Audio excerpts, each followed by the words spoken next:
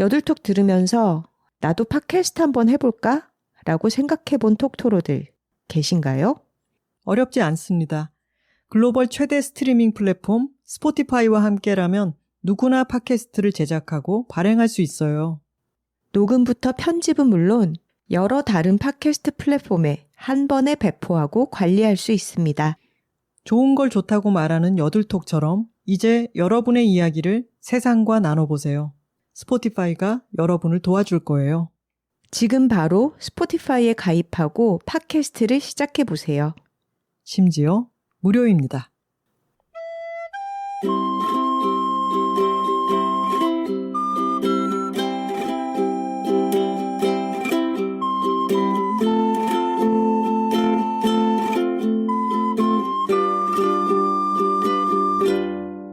여자 둘이 토크하고 있습니다.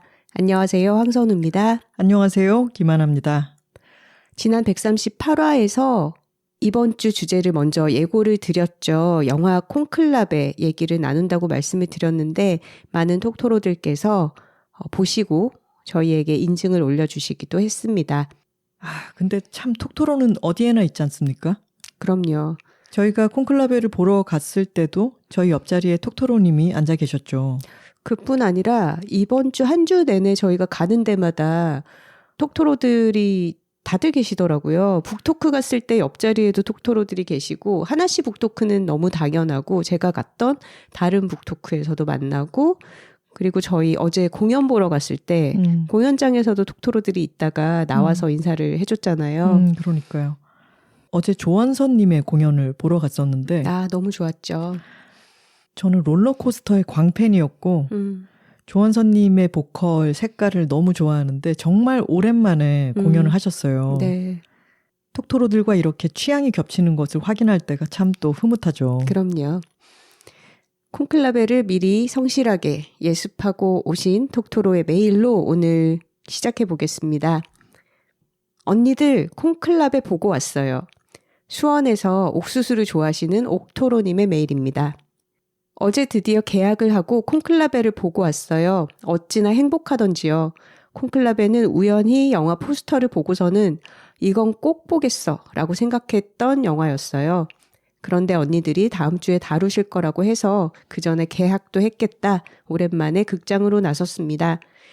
요즘 극장 비용이 비싸져서 다들 영화관에 안 가는 추세이기는 하지만 사실 저는 영화는 극장에서 보는 게 제일 좋아요. 그래서 평소 마음에 담아두었던 영화는 꼭 시간을 내서 극장에 가서 보는 편입니다. 평소에는 이른 시간에만 극장을 갈 수 있기 때문에 보통 혼자 보거나 관객이 있어도 10명 안쪽이거든요. 그런데 어제는 평소보다 관객이 훨씬 많았어요. 혼자 오신 여성분들이 대다수였어서 속으로 이거 다 톡토로들 아니야? 라고 생각하면서 마음속에서는 여러분 톡토로신가요? 모두 반가워요. 라고 인사하고 싶었답니다. 영화는 너무너무 만족스럽습니다. 저는 엔딩 크레딧이 올라갈 때 이 영화는 다시 봐야겠는데? 라고 생각했어요. 영화가 2시간 정도였는데 그 시간이 하나도 지루하지 않았고 음악이며 나오는 배우들의 연기며 배경이며 모든 것이 완벽하다고 생각했어요. 마지막 엔딩까지 마음에 쏙 든 영화였습니다. 그리고 저 주인공 어디서 많이 봤는데 누구더라 했었는데 그랜드 부다페스트 호텔에서의 지배인이시더라고요. 레이프 파인즈 배우죠. 어찌나 몰입도가 좋은지 매번 나올 때마다 눈을 뗄 수가 없게 만들었어요. 그런데 저는 모든 장면이 아름답고 고풍스럽긴 했지만 감수성이 많이 떨어졌나 봐요. 아니, 왜 저렇게까지 하는 거야? 그 전통 알겠는데 저거 다 비용이 줄줄 새잖아. 라고 생각했답니다. 바쁘다 바빠 현대사회. 빨리빨리 대한민국에서는 숨 넘어가는 일이에요. 한 명 한 명 투표용지에 이름을 쓰고 천천히 아주 천천히 걸어 나와 기도하며 투표용지도 통 안에 그냥 안 넣고 접시에 올려서 남고 살짝 속 터짐이 있었습니다.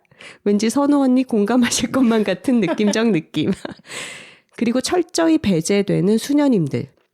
추기경들은 335 모여 중요한 일을 이야기하고 그들이 그런 일을 할 수 있도록 모든 것을 굽어 살피시는 건 우리 수녀님들 아니냐고요. 밥 먹여야지. 숙소에 청결 유지해야지. 그래서 중간에 카불 교구에서 오셨다는 그 추기경님이 오셔서 처음 식사 기도를 할 때 크나큰 울림이 있었습니다. 저도 예전에 교회를 다녀본 경험이 있고 거기서 언제나 사람들 먹이는 일을 도맡아 하시는 건 여자 집사들, 여자 권사님들이었거든요. 무슨 행사한다 하면 미리부터 모여서 밥 차리고 설거지하고요. 물론 도와주시는 분들이 있었지만 아니 왜 식당에서의 굳은 일, 봉사는 여자들만 해야 되지? 라고 생각했었습니다. 그런 예전의 교회에서 느낀 남성 중심의 시스템, 그리고 코로나 시절 비대면 예배에 대한 반발들을 보며 마음에 큰 회의감이 생겨서 교회라는 곳을 떠나왔어요. 신앙이라는 것은 전적으로 인간을 통솔하기 위해 만들어진 것이다 라는 생각을 지울 수가 없었거든요. 그래서 이번 영화가 참 크게 다가온 것 같습니다. 영화 초반에 콘클라베를 총 담당하고 있는 로렌스 추기경이 설교를 하면서 확신이라는 것이 위험하다 라고 한 대사 역시 마음에 많이 남습니다. 내 마음에 커다란 확신이라는 이유로 나는 누군가를 미워하기도 하고 어떤 것을 내 삶에서 배제시키기도 했으니까요. 신앙이라는 것이 대체 무엇인가? 신을 따르는 사람들이라도 우리와 크게 다르지 않게 권력을 탐하는 모습에서 씁쓸한 웃음이 나오기도 했고 인간이란 참 나약한 존재구나. 그러면서도 강인하구나를 동시에 느낄 수 있는 영화였습니다. 작년엔가 비슷한 주제를 가진 두 교황이라는 영화를 보고 참 좋았던 기억이 있습니다. 그 영화를 보면서도 신앙은 정말 낮은 곳을 그리고 외면당하는 사람들을 위해 세상의 약자들을 위해 존재해야 하는 것이라는 생각이 들며 현재 대한민국에서 일어나는 일들이 겹쳐 떠오르게 되었습니다.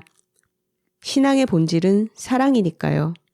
신이 가는 길을 따라가는 것이 신앙이니까요. 이상입니다. 하셨네요. 메일 마지막에 몇 부분은 자체 편집을 했어요. 네, 좋은 이야기를 많이 써주셨는데 영화의 핵심적인 내용에 대한 스포일러가 될 수 있어서 조금 생략하고 읽어드렸습니다. 저희가 콘클라베에 대해서 이런저런 이야기를 나누고 나서 이 영화 마지막에 있는 어떤 부분에 대한 이야기를 스포일러가 되더라도 하지 않을 수가 없어서 스포일러 경고를 하고 나서 그 부분에 대해서는 말씀을 드리도록 할게요. 우선 오늘 저희는 이 영화를 두 번째로 보고 온 참입니다. 선우 씨 두 번째로 영화 보면서 어땠어요? 첫 번째 관람할 때는 아무래도 이야기 전개를 따라가면서 어떻게 풀리는 거지? 무슨 일이 벌어지지? 그리고 인물들의 이름이 조금 복잡하잖아요. 캐릭터들을 또 익혀가며 영화를 보느라 좀 뇌를 풀가동 시키면서 봤다면 오늘은 이야기를 알고 봐서 좀 더 화면의 아름다움, 그 소리의 음악의 아름다움 이런 거를 좀 즐기면서 볼 수 있었어요. 저희가 지난번에 콘클라베를 처음 봤을 때 아무런 정보 없이 갔었고 옥토로님의 메일처럼 크레딧이 올라가는 순간 이건 여들톡에서 얘기해야겠는데? 라는 생각을 했죠. 맞습니다. 근데 저희가 다룰 영화를 결정하는 데는 저희는 어쨌든 2번 이상을 보고 영화에 대한 이야기를 하기 때문에 2번 이상 볼 수 있느냐도 되게 중요하잖아요. 그렇죠. 어떤 영화들은 재관람은 별로 하고 싶지 않은 경우들도 있고요. 서브스턴스 같은 경우에는 할 이야기는 정말 많을 것 같았지만 이어서 두 번째 보는 것이 저희에게도 굉장히 큰 부담으로 다가왔었죠. 근데 이 영화는요, 2번을 봐도 오히려 두 번째 볼 때가 더 즐겁습니다. 네, 영화의 완성도가 아주 뛰어납니다. 미장센도 아름답고 연출이나 연기도 뛰어나고 음악도 참 잘 만들었고요. 여러모로 굉장히 안정감 있는 영화, 그러면서도 이야기가 전개되어 나가는 어떤 속도감도 떨어지지 않고요. 우리가 볼거리를 생각했을 때 어디 여행을 가서 커다란 궁전이나 종교적 건축물 같은 곳을 방문하고 그 안에 있는 천장화라든가 어떤 건축 양식이나 장식들이라든가 또는 거기에서 이루어지는 전례라고 하죠. 어떤 예배든 그런 형식을 갖춘 리추얼 같은 것을 볼 때 그것이 굉장한 볼거리이기 때문에 여행을 가서도 굳이 그런 것들을 찾아다니잖아요.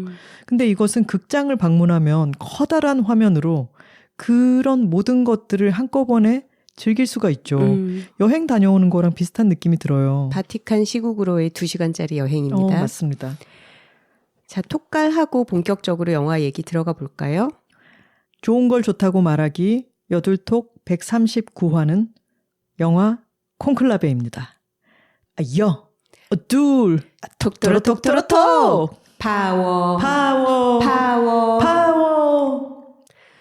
콘클라베 제목부터 말씀을 드리면 라틴어로 콘클라비스, 열쇠를 지니다 라는 뜻이라고 해요. 카톨릭에서 새로운 교황을 선출할 때까지 열쇠를 잠궈놓고 말 그대로 밀폐된 예배당에 모여서 추기경들이 진행하는 선거를 콘클라베라고 합니다. 마침 얼마 전에 아카데미 시상식이 있었으니까 관련해서 얘기를 하자면 여러 부문에 이 영화가 후보로 올랐는데 다른 부문에서는 다른 영화들이 상을 탔고 콘클라베는 각색상을 수상했습니다. 아니 딱 하나 줬더라고요. 좀 그러게요. 인색하지 않았나 싶었어요. 아카데미 취향이라고도 볼 수 있는 면이 있는데 저는 원작을 읽지 않았는데 선우 씨는 이 영화의 원작이 되는 소설을 읽었잖아요. 네, 각색상을 받았길래 원작이 있네 하고 찾아봤어요. 또 제가 구독하는 전자책 서비스에 올라와 있더라고요. 로버트 해리스라고 하는 작가의 작품이고 사실은 그냥 어떤 책인지 쓱 훑어보려고 전자책을 펼쳤다가 재밌어서 끝까지 읽었습니다. 근데 소설이랑 영화랑 굉장히 달라요. 아, 그래요? 네, 영화가 훨씬 함축적이고 우아하고 좀 은유와 암시로 많은 것을 표현한다면 소설은 그냥 정말 그 페이지 터너라고 하죠. 쑥쑥 잘 넘어가는 그런 장르 소설이에요. 정치 스릴러 스타일의. 그리고 주인공의 어떤 속마음이나 아니면 다른 인물들과의 대사가 훨씬 더 직접적으로 서술돼서 더 세속적으로 통속적으로 느껴져요. 영화는 그림이나 장면으로 전달하는 많은 것들이 되게 까발려져 있죠. 하지만 또 다른 재미가 있습니다. 그럼 선우 씨가 생각할 때 각색상 받을만 했다. 동의하시나요? 받을만 했다. 네. 하지만 다른 상도 좀 주지 그랬냐. 자, 영화가 시작되면은 어떤 남자가 터널을 쌕쌕거리면서 숨을 몰아쉬면서 걸어가는 장면, 이 뒷모습이 보이죠. 이 사람이 바로 주인공인 토마스 로렌스 추기경입니다. 레이프 파인즈가 연기를 했는데 이분은 자기 이름이 랄프가 아니라 레이프라고 여러 번 강조를 했지만 우리나라에서는 꿋꿋하게 한국어 표기로는 랄프 파인즈라고 되잖아요. 그래서 오늘 저희가 한국어 표기에 따라서 할게요. 터널을 다급히 걸어가는 그 뒷모습이 사실 이 토마스 로렌스가 겪는 이 콘클라베 전체의 은유 같기도 하네요. 그리고 뒤통수 샷이 자주 나와요. 영화 전체적으로. 근데 뒤에서 이렇게 따라가면서 머리통을 비춰주는 그 장면들이 이 사람이 지금 무슨 생각을 하고 있을까 이런 거를 관객들한테 좀 생각해보게 만들죠. 그 뒤통수에 많은 경우 그 동그란 모자가 얹혀 있잖아요. 네. 모두가 보면서 참 신기하게 생각하는 저게 어떻게 안 고정되어 날아가고 있나? 고정되어 있나. 안에 실핀이라도 있나? 이 우아한 영화는 한편으로는 추리극의 형식을 띠고 있습니다.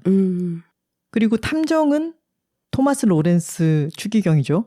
이 추기경 단장이 교황의 선종 이후에 3주 뒤에 치러지는 새 교황 선거를 관리를 하게 되면서 교황 후보인 추기경들 사이에 누군가가 부상하고 또 문제가 드러나서 떠내려가고 이런 과정을 다루게 되죠. 떠내려가고 한 명씩 이제 떠내려가는 게 또 재미의 포인트예요.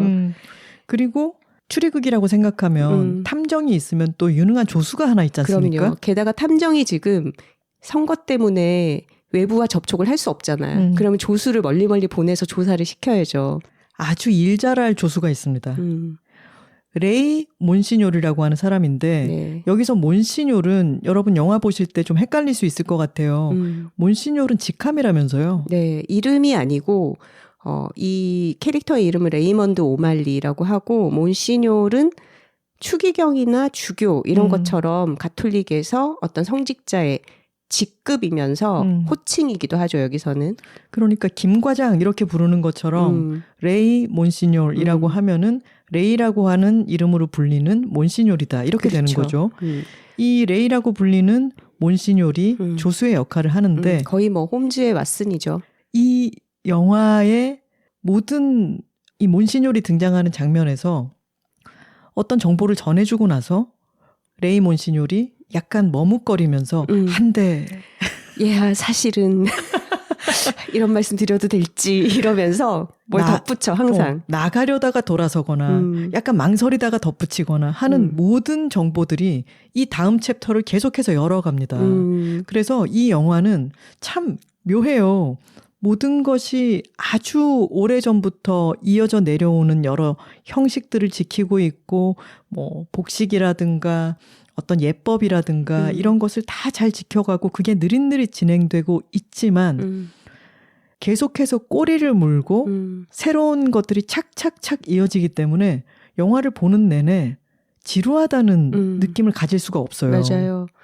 원작 소설에 보면은 이 토마스 로렌스 원작에서는 이름이 다른 이름이에요. 국적도 이탈리아로 설정이 되어 있고 근데 이 인물이 추기경답지 않게 밤마다 범죄 소설을 즐겨 읽는다. 이런 설명이 있거든요. 그래서 이 이야기도 바티칸의 성당을 배경으로 하지만 사실은 약간 정치 스릴러 더하기 심리 스릴러 같은 종류의 이야기죠. 교황이 서거를 했고 영화 제목 콘클라베답게 아까 열쇠로 닫는 이런 이야기를 했죠. 이 콘클라베 선출을 위해서 외부와 모든 것을 단절시켜야 되기 때문에 공사가 시작됩니다. 생각보다 굉장히 본격적으로 물리적인 차단을 하더라고요. 그러니까 뭐 추기경들이 머무르는 숙소의 창도 열리지 않도록 밖에서 어떤 장막 같은 거를 설치하고 그리고 모여서 투표를 하게 되는 그 유명한 시스티나 예배당도 창문을 밖에서부터 닫아버리는 그런 식의 구조공사를 하면서 시작을 하더라고요. 그리고 각 방마다 다 뽑혀 있는 그런 전화기들이 모여 있는 것을 보여주기도 하고. 맞아. 전파 그 방해 장치 이런 것도 설치하는 게 나오더라고요. 맞아요. 유리창의 진동을 통해 가지고 도청할 수 있기 때문에 그것을 차단하는 장치까지 설치를 합니다. 그만큼 속속들이 외부 세계로부터 단절된 공간을 만드는 거죠. 그래서 추기경들이 왜 숙소에 갇히기 전에 직전에 모여들어서 막 전 세계에서 트렁크 끌고 이렇게 나타나잖아요. 그래서 마지막 자유를 잠깐 만끽하는 장면에 다 같이 담배 피고 또 마지막으로 휴대폰으로 뭐 보고 있고 맞아. 이제 약간 갇히잖아요. 마치 그 수능 출제위원들이 갇히는 것처럼 그래서 속세의 마지막 잠시의 찰나를 즐기는 그 장면도 재밌었어요. 그리고 추기경들이 담배를 모여서 막 피고 난 뒤에 바닥에다 던지잖아요. 바닥에 막 모여 있잖아요. 담배 꽁초가. 그걸 또 누군가는 치워야겠죠. 그렇죠. 추기경들이 직접 하지 않죠. 콘클라베는 이 닫힌 공간에서 여러 날 동안 이어지는 투표인데 뽑을 때까지는 아무도 못 나가. 그렇죠. 투표가 이루어지는 곳은 시스티나 소성당이고 이들이 묵는 곳은 성녀 마르타의 집입니다. 이 두 곳이 영화 전체의 배경을 이루죠. 이 영화에 대한 감상평으로 SNS에서 재밌게 봤던 표현이 교황 듀스 101이다. 당신의 교황에게 투표하세요. 이렇게 표현을 하던데 너무 정확하네요. 영화 속에서는 108명의 교황 후보가 모여들죠. 그런데 이 속세의 어떤 선거와는 다르게 후보자 등록 그런 과정이 없습니다. 그냥 추기경이면 전부 다 누구나 후보가 되고 또 누구나 투표를 하는 거고 대신에 투표 과정에서 어떤 사람에게 표가 이제 좀 모아지는 움직임 같은 게 일어나기 시작하는 거죠. 그러니까 첫 투표에서는 되게 산발적으로 여러 명에게 표가 흩어졌다면 투표를 여러 번 반복하고 모여서 생활을 하는 며칠의 과정에서 이제 그 안에서의 유력 구도가 바뀌게 되는 거죠. 매번 인원이 조금 바뀌긴 하지만 이번에는 추기경이 전 세계에서 108명이 모인단 말이죠. 근데 생각해 보면은 추기경이라는 분들은 각 지역에서 굉장히 높은 사람들이잖아요. 그렇죠. 거의 교구마다 한 명씩, 그러니까 국가대표라고 할 수 있죠. 그리고 나이가 지긋하고 그 지역에서는 굉장한 권력을 가지고 있기도 한 그런 한가락하는 사람들인데 이 사람들의 108명을 한 공간에다가 모아놨다고 생각해 보세요. 이 나이든 남자들을.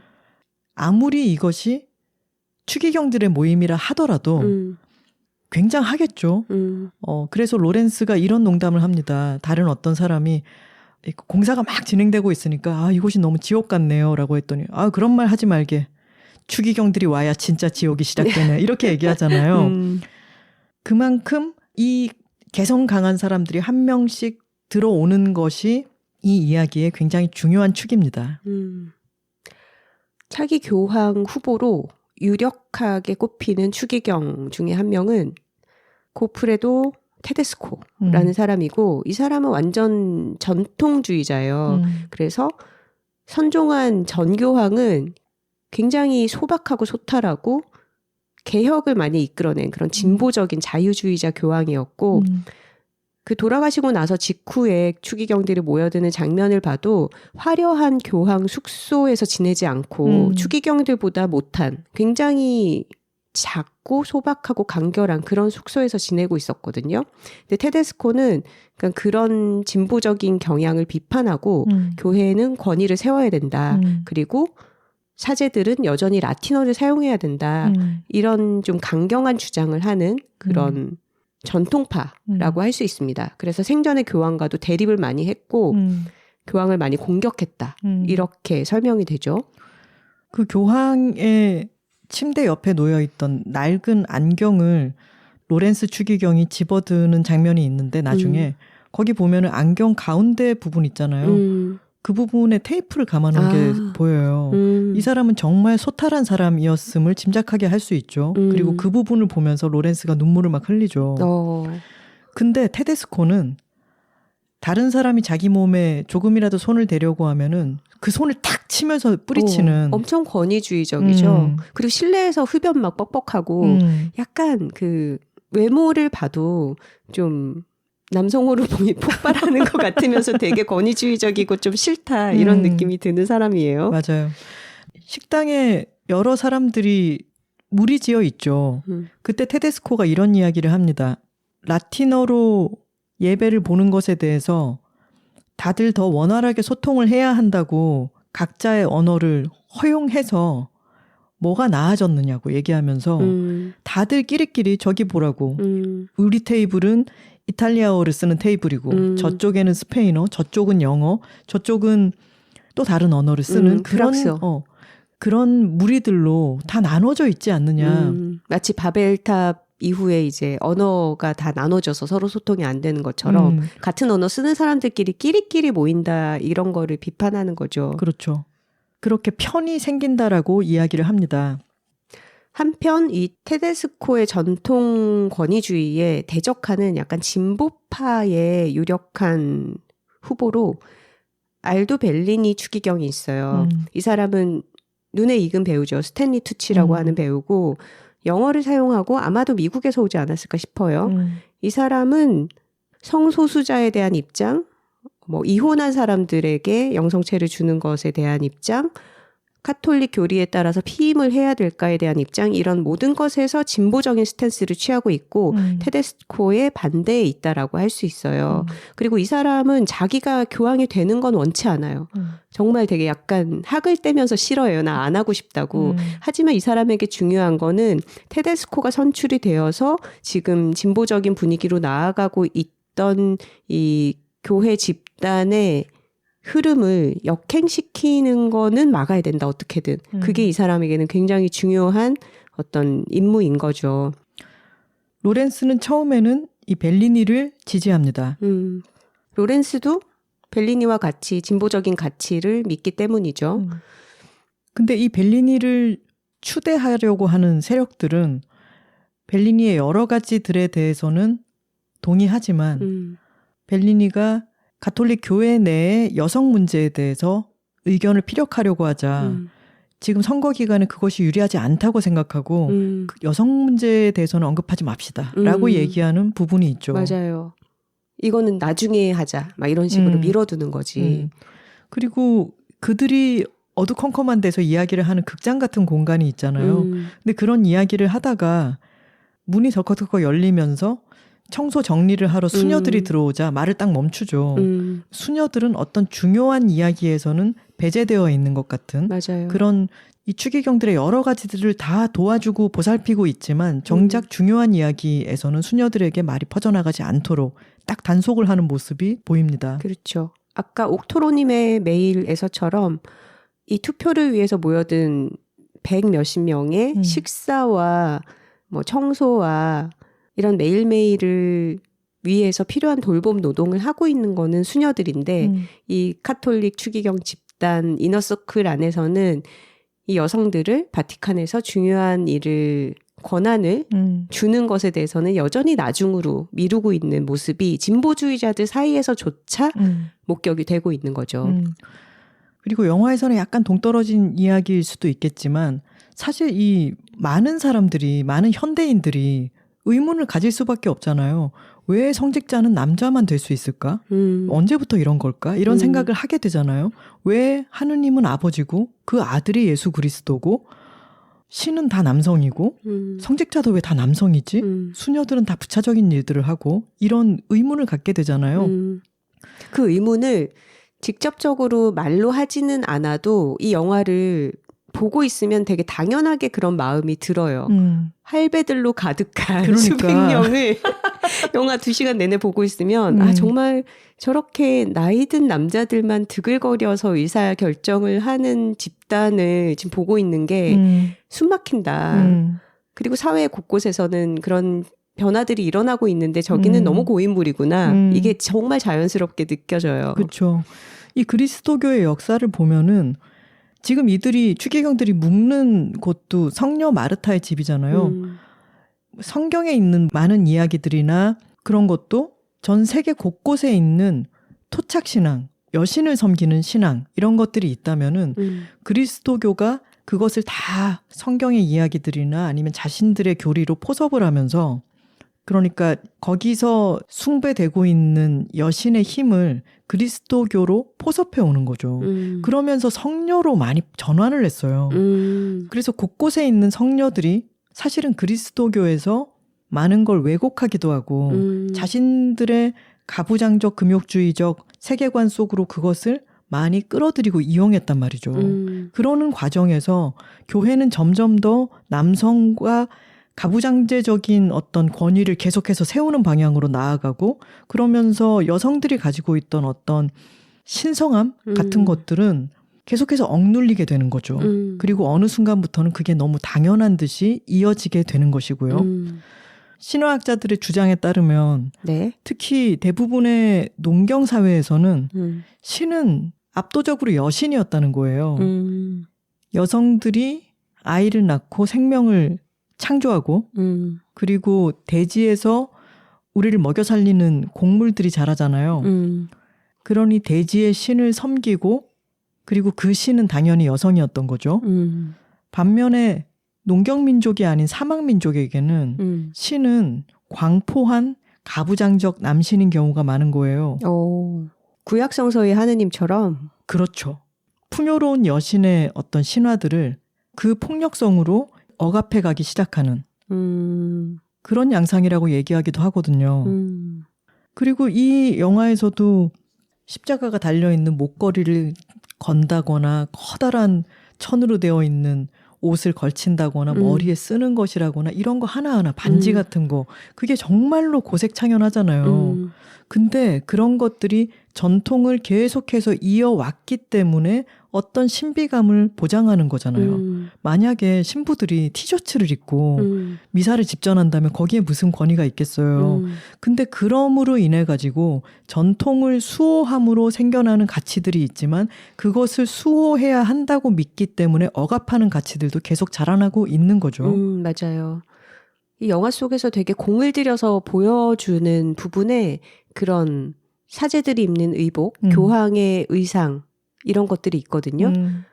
근데 교황이 입는 수단이라고 하는 그 제의가 여러 사이즈로 준비가 되어 있고 이제 새 교황은 누가 이걸 입게 될까 뭐 이런 식의 대화를 나누는데 뭐 예전에 다른 이전 교황은 덩치가 너무 커서 이게 솔기가 트어져서 뒤에서 꼬맸다 막 이런 대사도 있잖아요. 그렇게 다채롭게 이 종교 구조를 이루는 여러 가지 상징 체계를 비춰줄 때 그런 생각이 드는 거예요. 아, 저렇게 다양한 사이즈의 복식이 준비되어 있는데 여자 사이즈는 없는 거네? 이런 생각이 드는 거죠. 그리고 그 수단의 사이즈가 어디서부터 어디까지로 되어 있는데 그런 예외적인 존재가 있었음을 암시하는 것도 이 영화에선 중요합니다. 자, 후보 소개로 다시 돌아가야 될 것 같아요. 또 한 명은 조슈아 아데에미 추기경이 있습니다. 이 사람은 나이지리아 출신이고 아프리카계 추기경인데 지금 굉장히 유력한 후보 중에 한 명이에요. 이 사람이 만약에 교황으로 선출이 된다면 흑인으로서 교황이 되는 굉장히 새로운 사례가 될 것이다. 혁신이 될 것이다. 라는 전망을 받고 있기는 하지만 이 사람이 지닌 가치관은 사실 만약에 이 사람이 백인이었다면 테데스코보다 더 보수적인 그런 시각을 가진 사람인 거죠. 뭐 동성애자들은 감옥에 가야 되고 죽어서는 지옥에 가야 된다. 막 이런 식의 극단적인 사고를 가진 인물입니다. 그리고 마지막으로 조 트람블레 추기경이 있어요. 이 사람은 이 배우도 많은 연기를 펼쳐온 사람이죠. 존 리스고라고 하는 배우고 프랑스어를 쓰는 캐나다계다 뭐 이렇게 설정이 되어 있는데 이 사람은 굉장히 좀 수완가처럼 비춰져요. 보면은 이 선거에서 자기에게 유리한 입지를 다지려는 여러 가지 노력을 하고 있고 특이점은 전 교황이 선종했을 때 그날 저녁에 공식 행사로서 마지막으로 만났던 인물이 이 트람블레라고 되어 있습니다. 그래서 로렌스 추기경은 선거를 진행하는 과정 직전에 어떤 보고를 받게 되죠. 교황의 측근에 있던 대주교로부터 교황이 사실은 트람블레를 마지막으로 만났을 때 그 공식 일정에서 이 사람을 해임했다라는 정보를 입수하게 돼요. 그러면서 로렌스는 몬시뇰 오말리를 통해서 트람블레와 교황 사이에 무슨 얘기가 있었는지 좀 알아봐라. 이렇게 조사에 착수를 하게 됩니다. 이런 첫 번째 미심쩍은 부분으로부터 착착착 많은 것들이 밝혀져 나갑니다. 이 이야기가 전개되는 동안요. 근데 주요 후보들에 대해서 저희가 언급을 했는데 이쯤에서 눈치채셨겠지만 가톨릭 교회가 그렇듯이 이 영화의 주요 인물들이 다 남성이고 이런 영화를 지칭하는 용어가 있죠. 알탕 영화입니다. 이 영화도 알탕 영화라고 하는 표현에서 비껴갈 수가 없죠. 그러네. 아니 무슨 조폭 영화만 알탕 영화인 게 아니네요. 알탕 영화라고 하면 대부분의 등장인물들이 남성이고 남성들 간의 알력 다툼, 어떤 힘겨루기, 음모, 배신 이런 것들을 다루는 영화들을 말하잖아요. bechdel 테스트를 통과할 수 없는 영화죠. 그렇죠. 콘클라베도. 그래도 이 숨막히는 알탕 속에서 또 중요한 역할을 하는 수녀가 있습니다. 아녜스 수녀님. 아그네스 수녀인데 한글 표기로는 아녜스라고 나오죠.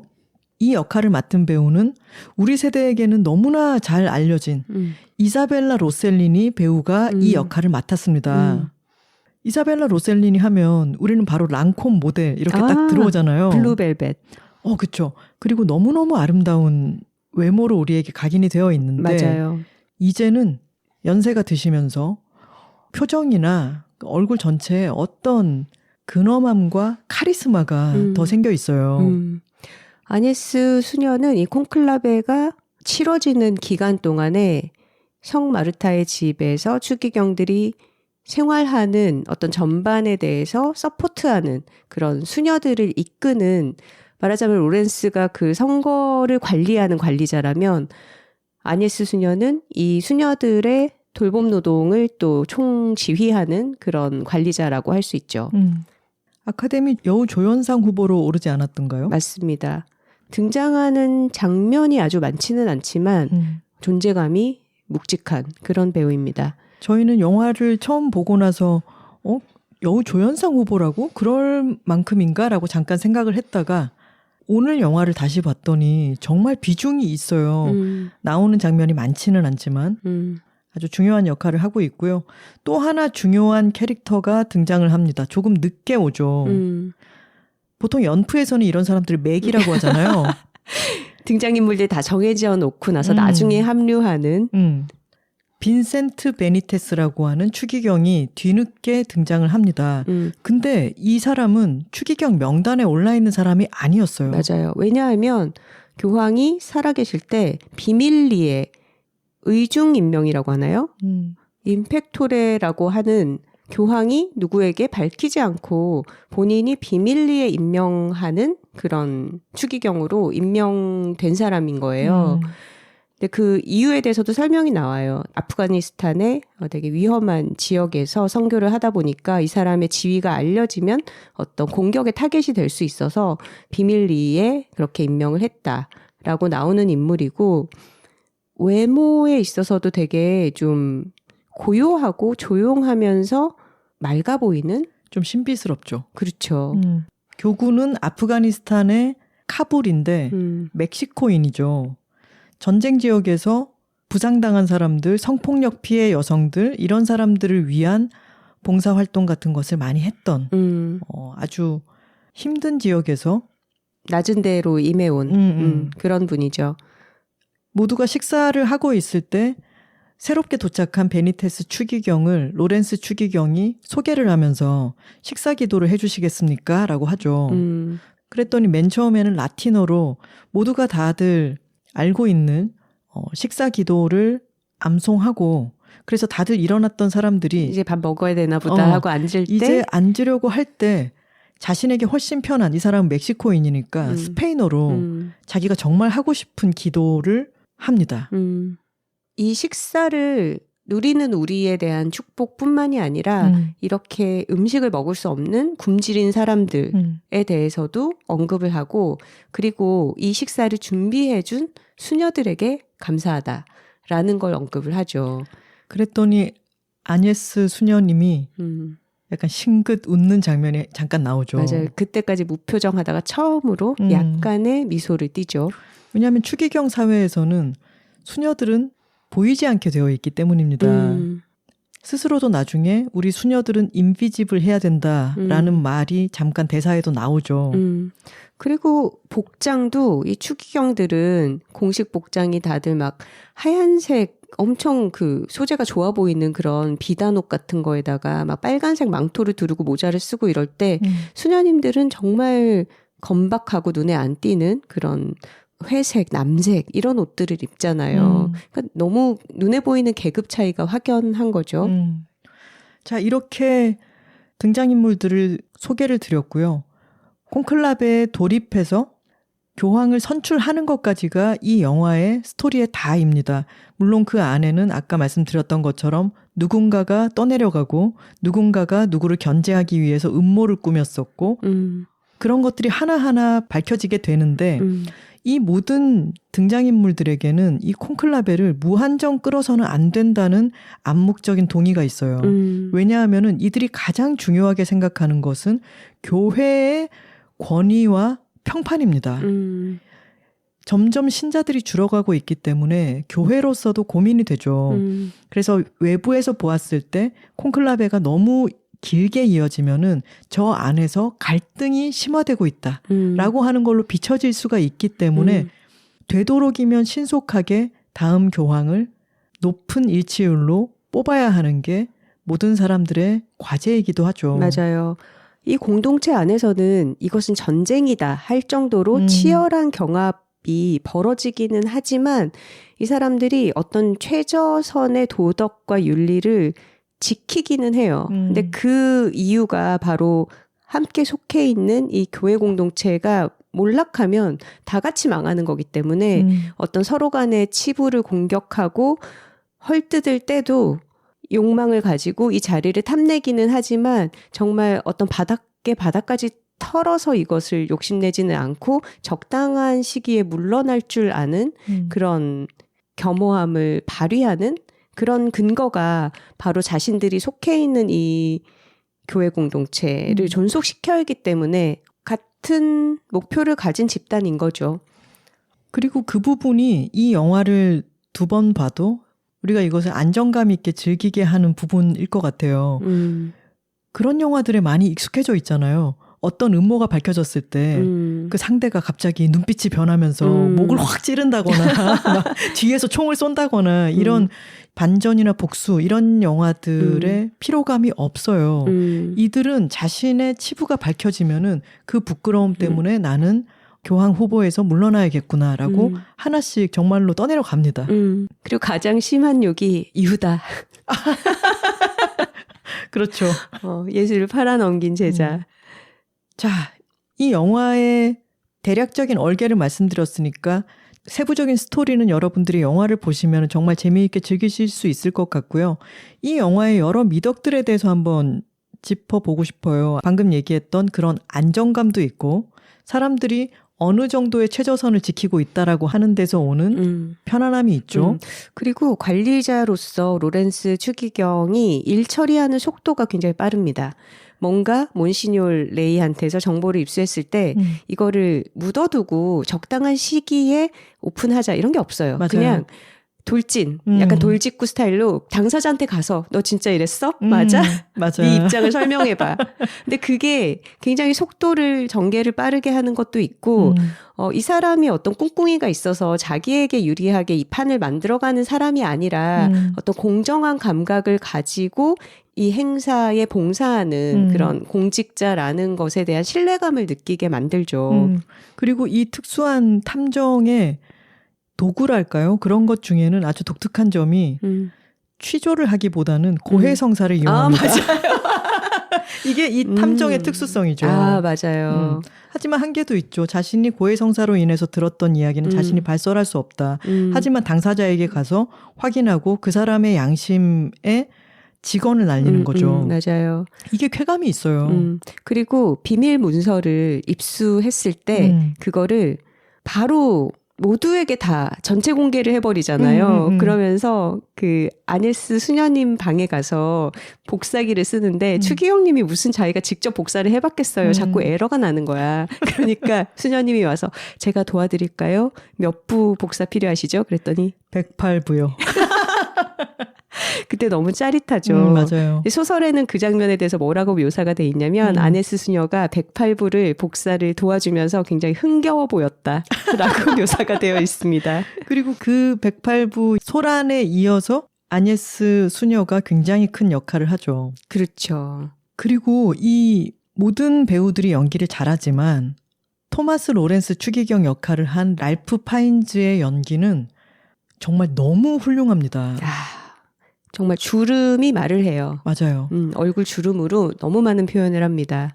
미간이라든가 절망으로 흔들리는 눈동자라든가 그리고 이 사람은 관리자잖아요.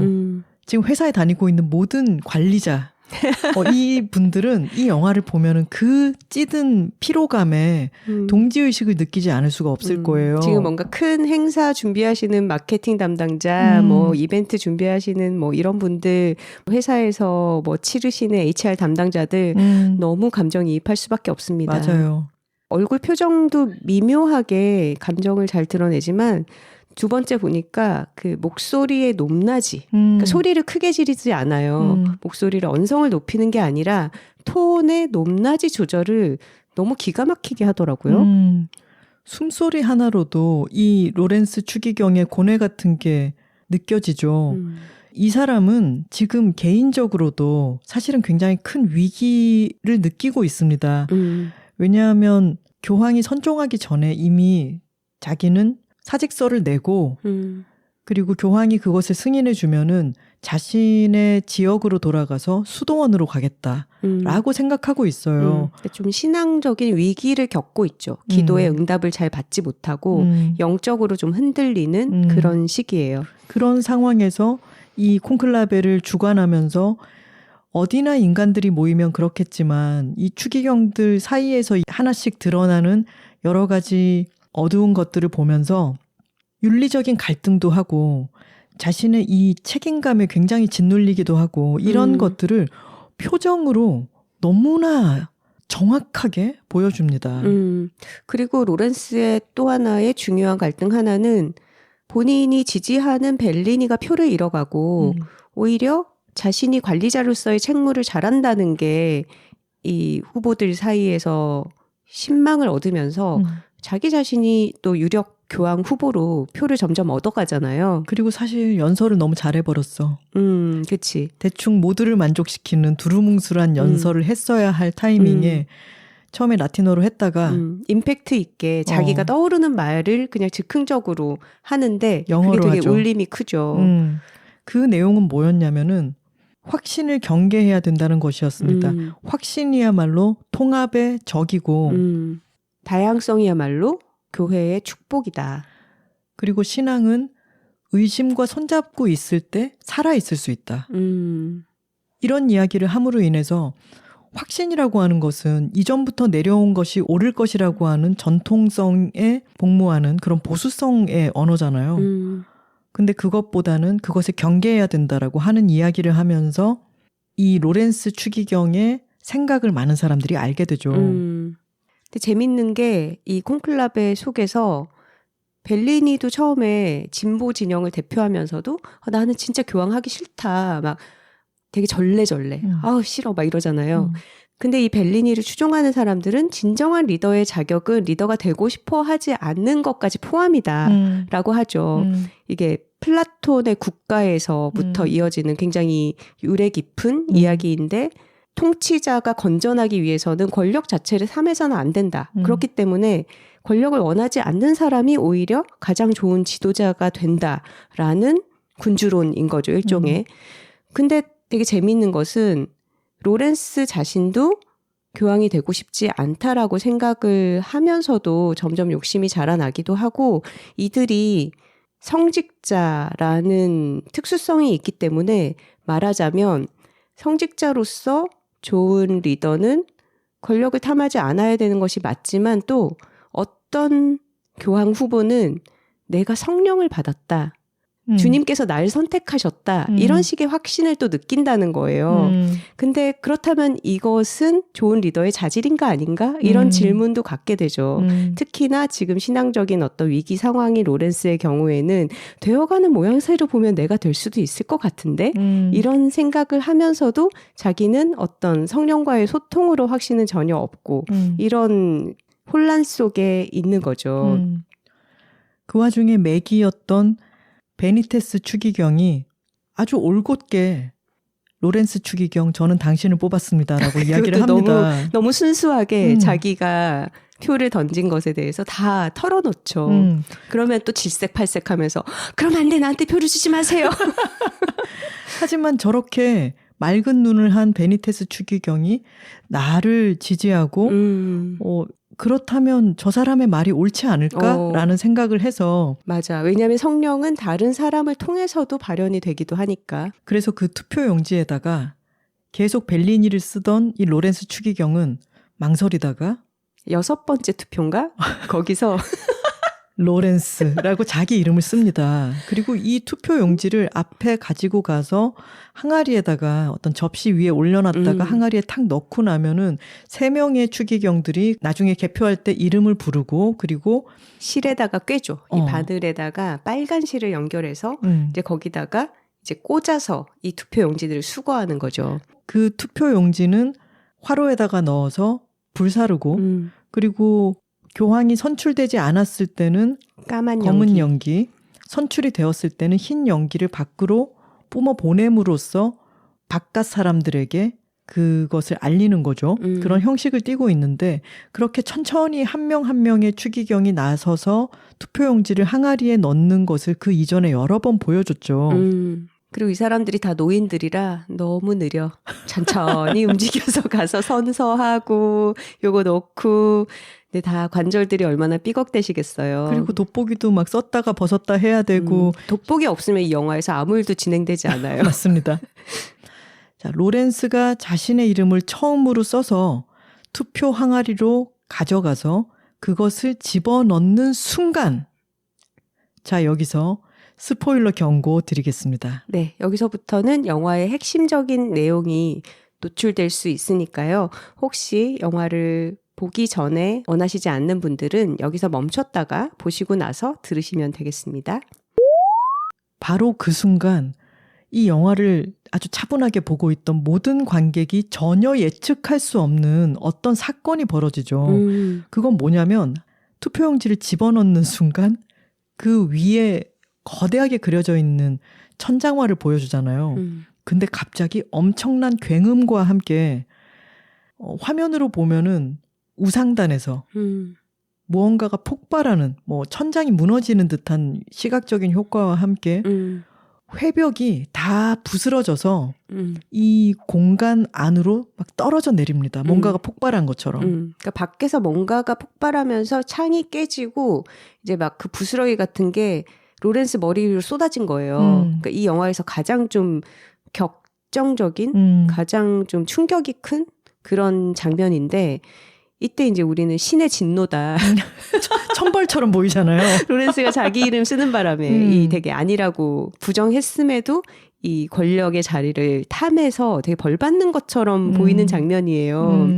이 장면의 시각적 충격, 이 스펙터클함은 너무 놀라운 게 끊임없이 누가 죽고 뭐가 터지는 영화에서는 이런 정도의 폭발은 아무것도 아닐 수 있죠.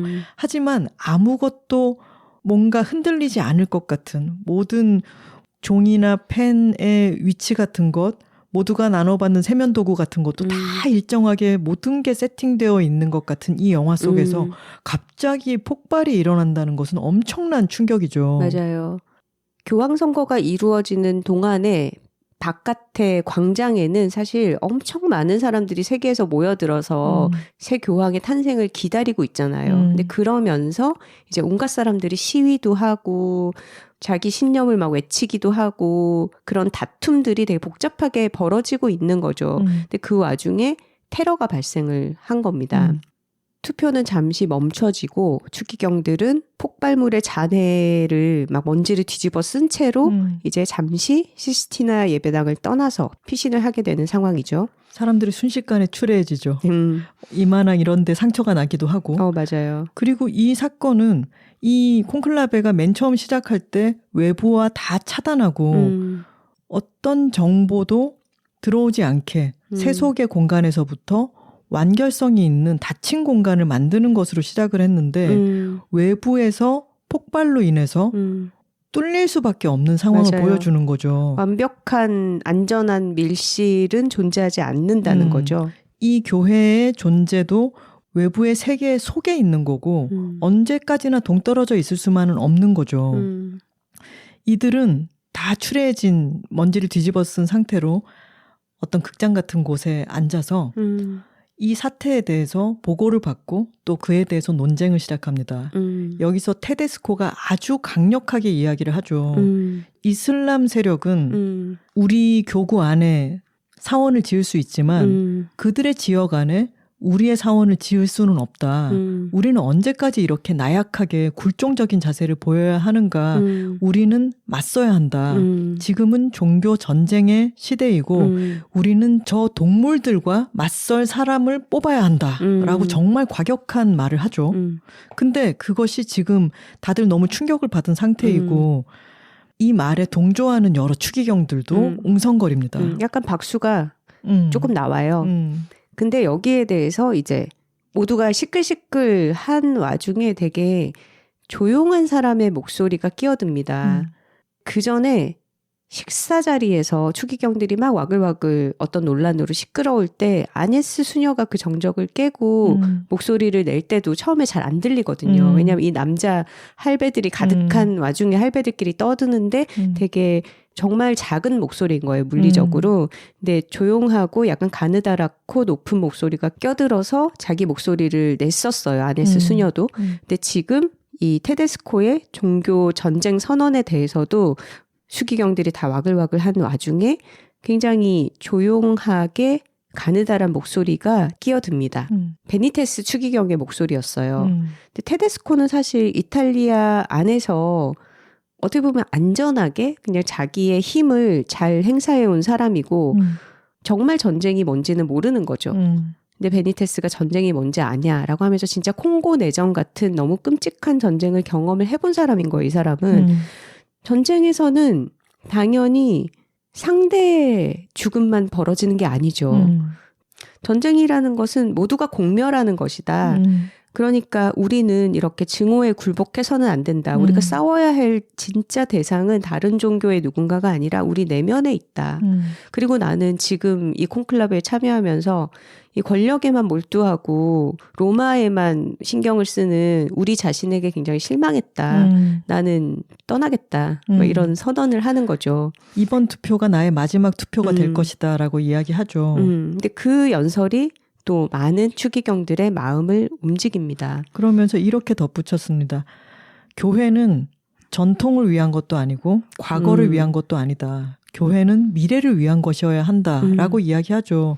그것을 테데스코처럼 격앙된 목소리로 얘기한 게 아니라 정말 차분하게 하지만 정말 많은 것을 낮은 곳에서부터 겪으면서 온 추기경이 나는 단 한 번만 마지막으로 투표할 것이다 라고 얘기하면서 우리 모두는 다 소인배들이다 라고 이야기를 했을 때 아까 얘기했던 것처럼 이 추기경들은 종교인들이잖아요. 이 말에 크게 감화가 되는 거죠. 그리고 부끄러워지는 거죠. 맞아. 양심에 호소하면 통한다는 게 이 영화의 미덕이야. 아주 독특한 점이죠. 마치 취조 대신 고해성사를 쓰는 것처럼. 맞아요. 이렇게 해서 장례가 정돈되고 이제 또 한 번의 투표에 들어가게 됩니다. 이것이 마지막 투표가 되는데요. 로렌스 추기경이 투표용지에 이름을 쓰기 전에 그 옆에 책 같은 게 놓여 있는데 책장이 살랑살랑 움직이죠. 그 전까지는 어떤 투표에서도 그런 일은 없었어요. 왜냐하면 다 봉쇄된 밀폐된 공간이었으니까. 맞아요. 그 폭탄 테러 때문에 창이 깨지면서 그 창으로 바람이 들어오기 시작한 거예요. 외부로부터. 그래서 모든 추기경들이 그 위쪽에 있는 창을 다 같이 올려다보는 그런 장면이 나오죠. 그 장면이 너무 아름답습니다. 맞습니다. 이 영화에서 조명을 진짜 잘 쓰지 않아요? 보면은 직접 조명이 거의 없고 부분 조명, 간접 조명을 많이 쓰는데 그렇게 넓은 공간에 전체가 밝은 게 아니라 한 줄기 빛이 들어와서 어떤 일부만 밝히는 것 자체가 교회 건축의 특징이잖아요. 그런 인상적인 장면들이 많은데 특히 이 마지막 투표 직전에 저 높은 창에서 빛이 한 줄기 쫙 들어오고 모든 추기경들이 잠시 호흡을 멈춘 채 그곳을 바라보고 거기서 들어온 아주 미세한 바람이 투표 용지와 옆에 있는 책의 책장을 파르르 떨리게 만드는 게 이제 세속과 단절된 어떤 밀실 같은 이 카톨릭 사회 안에서 권위를 지켜나가는 방식이 아닌 새로운 미래의 바람이 불고 있다라는 거를 정말 함축하는 그런 장면 같아요. 이 공간이 비로소 얕게 숨을 쉬기 시작하는 듯한 느낌이 들죠. 그 뚫린 외부로 인해서 뻥 뚫린 그 공간을 바라보던 추기경들은 투표를 하고 그 이전까지는 투표 과정을 꽤나 자세하게 보여주었지만 이 마지막 투표 과정은 다 생략해버립니다. 거의 아주 함축해서 보여주죠. 근데 저는 이 담백함도 좋았어요. 보통의 좀 오락적인 영화에서는 이 마지막 선출 과정을 엄청 드라마틱하게 막 음악을 깔면서 이렇게 보여줬을 텐데 이 선출 과정을 굉장히 짧게 보여주고 로렌스 추기경 단장이 누군가에게 교황직을 맡을 준비가 되었느냐라고 두 번을 물어보죠. 그러고 나서 그 선출된 사람을 비춰줍니다. 뽑힌 사람은 베니테스였습니다. 그리고 교황 이름으로 무엇을 사용하겠냐라는 질문을 던지죠. 그랬더니 이 베니테스 추기경은 인노첸티우스, 자막에서는 인노켄티우스라고 옮기고 실존했던 교황들의 이름으로는 인노첸시오 이렇게도 표기를 하더라고요. 아마도 우리가 알고 있는 이노선트, 그러니까 무고한, 죄 없는, 순결한 뭐 그런 것의 뜻에서 오지 않았나 싶어요. 그 전에 로렌스 단장도 자기가 뽑힐 수도 있다고 생각했을 때 벨리니가 물어보죠. 교황명을 뭘로 할 건지 뭐 이런 얘기 하잖아요. 맞아요. 근데 거기서 이제 다른 이야기로 잠깐 넘어갔다가 나는 존을 선택하겠다라고 이야기하는데 처음에 저희가 영화를 볼 때는 저게 무슨 말이지 싶었지만 존이라는 후보가 있었나? 존이라는 후보를 이제 지지하겠다는 뜻인가? 그러니까요. 이것은 번역상으로 요한이라고 썼어야 더 맞아요. 이해가 되지 않나? 존은 영어식이니까 그러니까 로렌스 단장이 자신의 교황 이름을 짓는다면 자신은 요한으로 하겠다라고 하는 어떤 의지 표명 같은 거였죠. 맞아요. 그게 소설로 읽으면 훨씬 더 웃긴다. 그러니까 영화 속에서는 서로 주고받는 대화로 표현이 됐잖아요. 근데 소설에서는 당신은 교황이 되면은 뭐 어쩔 거예요? 이러면 나 절대 교황하기 싫다니까요. 이렇게 말을 해놓고 속으로는 그런데 교황 이름은 뭘로 해야 되나 생각해보는 로렌스였다. 뭐 이런 식으로. 너무나 인간적인.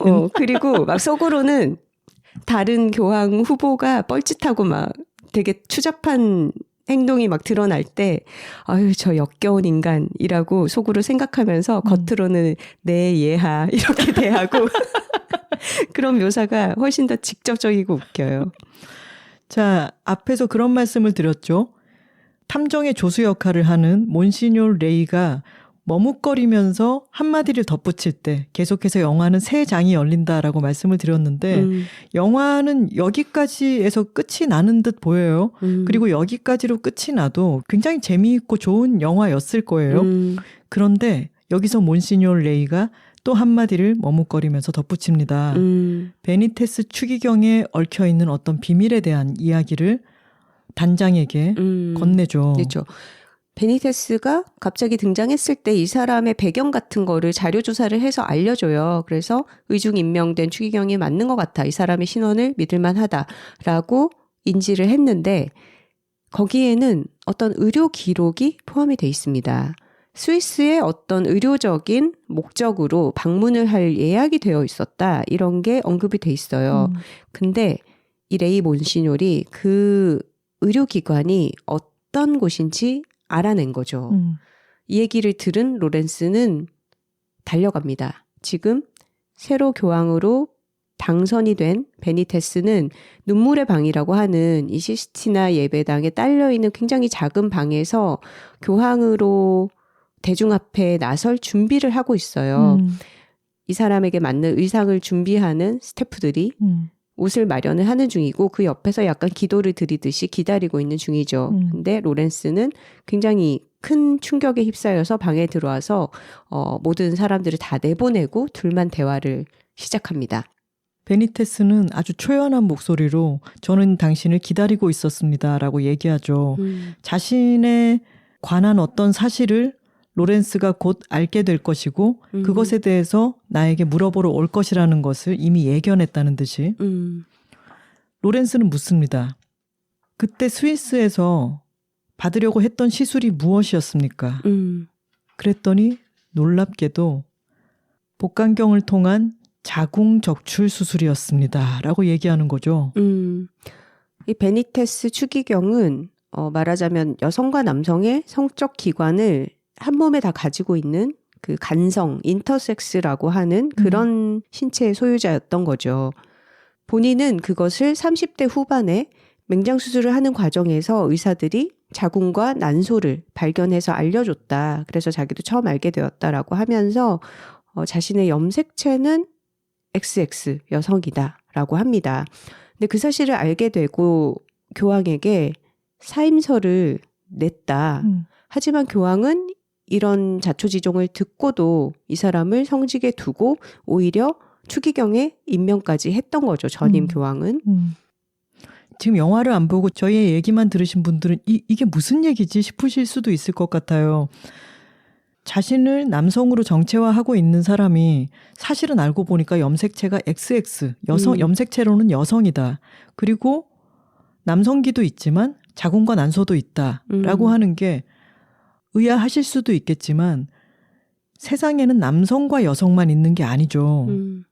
이런 간성, 다양한 형태의 성이 있다는 것을 제가 이 영화를 보기 직전에 읽었던 책 때문에 더 빨리 이해할 수 있었던 것 같아요. 그 책은 뭐였냐면은 돌고래 출판사에서 나온 소녀가 되어가는 시간인데 그 책에 따르면 자신이 평생 어떤 한쪽 성이라고 확신하고 살아가고 있지만 알고 보면 장기가 양성의 것을 다 가지고 있는 경우도 있고 자신이 가지고 있는 어떤 신체적인 성기관과 자신이 정체화하고 있는 성별이 완전히 반대인 경우 그것은 이제 트랜스젠더 이슈로 요즘 굉장히 이야기가 많이 되고 있는 부분이죠. 그리고 자신이 한쪽 성으로 인지한 채 살아가다가 염색체 검사를 해봤을 때 반대성으로 나오는 경우들이 있다는 거죠. 이 책은 저에게 이런 다양한 성과 트랜스젠더 이슈에 대해서 제가 잘 모르고 있었던 것에 대해 정말 많은 것을 일깨워주는 굉장히 훌륭한 논픽션이어서 이 책을 한번 읽어보시는 것도 추천드리고 싶어요. 네, 저도 하나씩 추천으로 지금 읽고 있습니다. 베니테스 추기경은 자신의 신체에 대해서 알게 되고 나서 스위스의 그 의료기관에 예약을 해서 여성의 부분을 제거받으려고 하다가 마음을 바꿔서 받지 않기로 했다고 말을 해요. 그러면서 자신은 원래 이렇게 태어났다. 주님이 이렇게 만드셨는데 이 주님의 작품, 결과물에 손을 대는 것은 더 큰 죄라고 느꼈다. 그래서 내가 타고난 몸을 어떻게든 잘 내 나름으로 사용하면서 살아가려고 한다. 신이 만드신 그대로. 그리고 자신은 자신의 이런 특수함 때문에 확신과 확신 사이에 무엇이 존재하는지 알아요 라고 이야기를 합니다. 로렌스가 콘클라베 시작 때 연설을 통해서 던졌던 어떤 질문에 답을 하면서 처음과 끝이 맞물리는 그런 이야기가 완결이 되는 거죠. 그리고 중간에 저희가 이것은 알탕 영화죠 라고 이야기를 했지만 영화의 맨 마지막 부분에서 이런 의문을 던지면서 너무 거대한 반전을 가져오죠. 이 영화의 처음부터 끝까지에 대해서 한 번에 뒤집어버리는 어떤 거대한 의문을 던지고 이 영화는 끝나버립니다. 근데 이 마지막 대반전의 구간이 영화랑 원작 소설이 조금 태도 차이가 있는 것 같아요. 그 베니테스의 여성성을 둘러싸고 소설 속에서는 로렌스가 베니테스와 대화를 나누는 동안에 이 두 사람이 지금 공통적으로 알고 있는 이 신체적인 비밀이 교황 재직 중에 어떻게든 드러날 거다라는 거를 두 사람이 같이 인정을 해요. 그리고 베니테스가 받으려는 시술의 경우에도 소설 속에서는 이게 그냥 숨겨져 있는 자궁과 난소는 내장기관이니까 겉으로 보이지는 않잖아요. 근데 소설에서는 여성기가 더 눈에 보이게 외부로 돌출이 되어 있는 걸로 설정이 되어 있고 그 여성 외음순 봉합 수술을 계획을 했다가 포기했다. 라고 정확하게 써 있거든요. 그러니까 겉으로 드러나느냐 드러나지 않느냐에 큰 차이가 있는 거죠. 그래서 소설 속에서는 뭐 교황 재직 중에 건강에 이슈가 생기거나 뭐 신체 검사를 받아야 되거나 병원에 치료를 받는 경우가 발생을 하면서 이게 드러날 것이다. 언젠가는 드러날 진실이다라는 것을 서로 알고 있어요. 이게 그러니까 훨씬 더 파급력이 큰 문제가 되는 거죠. 저는 하지만 영화에서도 그것을 외음순 봉합이 아니라 자궁과 난소의 이야기로 바꿨지만 이것이 언젠가 드러날 것이고 마치 베니테스가 당신이 올 것을 알고 있었어요라고 하는 것처럼 그것이 드러날 것임을 암시하면서 끝이 난다고 생각했어요. 그리고 제가 아까 끝나버린다라고 반전이 드러나자마자 끝나버린다라고 표현했지만 이 영화의 마지막이 갑작스런 열린 결말 이런 게 아니라 굉장히 상쾌하지 않았나요? 맞아요. 마지막 장면이 이제 로렌스가 이 사실을 알면서도 우리가 지켜본 로렌스는 누군가의 부정, 부패, 추문 이런 것을 덮어주는 사람이 아니죠. 교황은 그런 과거를 가진 사람은 교황이 될 수 없다라는 자신의 양심에 따라서 선거를 관리해온 사람이고 그 원칙에 따라 후보들에게 문제가 생겼을 때 바로 정확하게 대처하고 그들을 물러나게 해왔어요.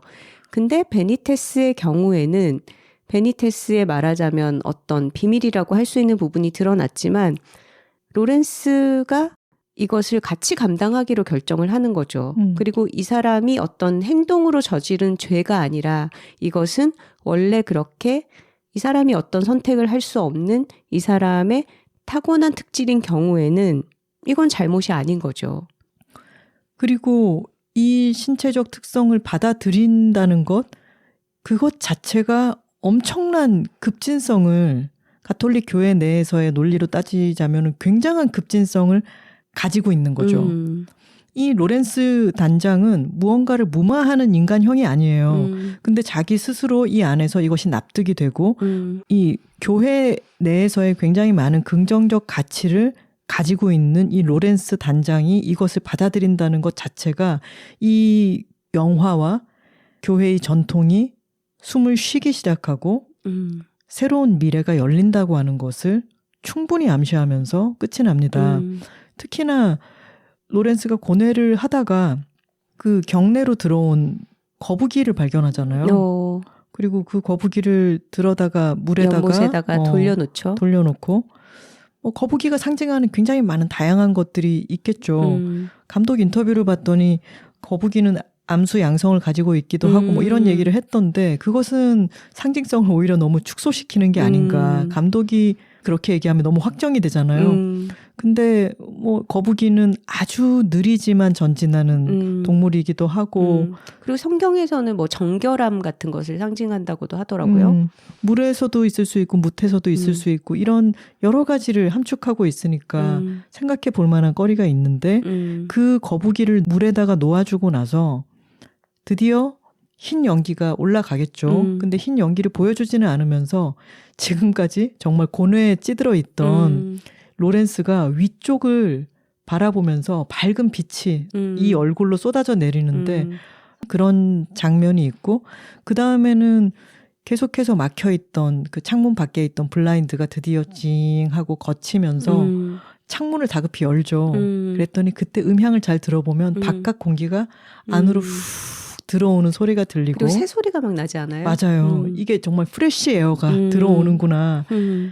그래서 상쾌하게 여기는 것 같아요. 지금까지 폐쇄되어 있던 공간에서 그러면서 아래를 내려다보면 3명의 젊은 수녀가 화면을 대각선으로 가로지르면서 깔깔거리면서 얘기를 나누면서 걸어가고 있죠. 그리고 그 장면에는 이 영화에서 내내 형제들이요 이런 말이 나오잖아요. 그런 프라텔리. 형제들 뭐? 프라텔리? 네네. 아 그게 형제. 자매 소렐리. 어유 제가 듀오링고로 이태리어를 하고 있어서 약간 단어는 들리더라고요. 그 젊은 수녀들이 까르르 웃으면서 갈 때 동상들이 대리석 동상들이 맞아. 쭉 늘어서 있는데 다 남자들의 동상이죠. 너무 과거로 보이지 않습니까? 그것이. 그러니까요. 닫혀있던 공간에서 열린 세계로 나아가는 젊은 여성들을 보여주면서 끝이 나니까 보고 난 이 느낌이 커다랗고 중요한 의문을 던지면서도 너무 개운하고 너무 상쾌했어요. 맞아요. 하나 씨가 거북이 얘기를 해줬는데 저도 처음 볼 때 거북이가 뭘 의미하지 하다가 오늘 2번째 보면서는 이 거북이가 베니테스와 로렌스 두 사람을 다 담고 있는 것 같은 거예요. 왜냐하면 그 연못을 탈주하잖아요.